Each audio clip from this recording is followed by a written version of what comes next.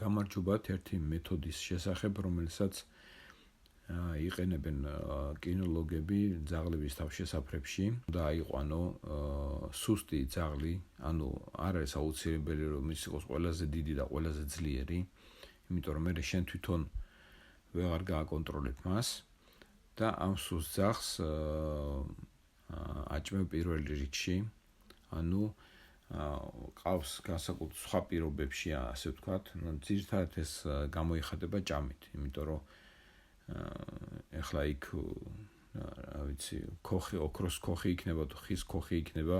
მაგას ძაღლი ვერ გაიგებს, მაგრამ ძირითადად დომინაცია ეს ხდება ჭამით და როდესაც ეს ასე საშუალო ზომის ძაღლი, პატარა ძაღლი დაამთავრებს ჭამას, უკვე მე აძლევს ხებს უფლებას რომ საკვები მიიღონ და ეს ფსიქოლოგიურად თრგუნავს სხვა ძაღლებს და თუ რაიმე ჩხუბი არის რაღაც დიდ ძაღლებს შორის ძაღლსაცავში შეუშვებენ ამ პატარა ძაღლს, რომელსაც რა ვიცი, დიდ ძაღლებს ერთ ლუკმად არ ეყოფათ, მაგრამ ეს ფსიქოლოგიური შიშის გამო ისინი ჩერდებიან. დაახლოებით ამ პრინციპით არჩევენ მმართველი ელიტები ადამიანთა ბრბოს შორის გარკვეულ ინდივიდებს და მათ პიარით თუ სხვადასხვა რაღაც პრივილეგიების მინიჭებით წამოსწევენ ხოლმე ამ ბრბოზე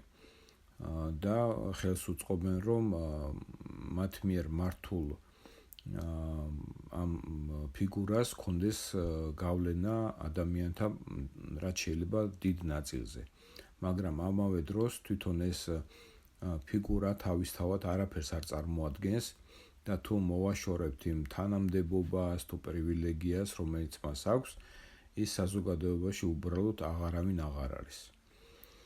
ანუ იმთავითვე საზოგადოებიდან წამოსული ავტორიტეტული პიროვნება მმართველ ელიტას არ ჭირდება, იმიტომ რომ ასეთ პიროვნებას აქვს თავისი სირცხვილი, თავისი რაღაც პრინციპები. დაახლოებით იგივე პრინციპი მოქმედებს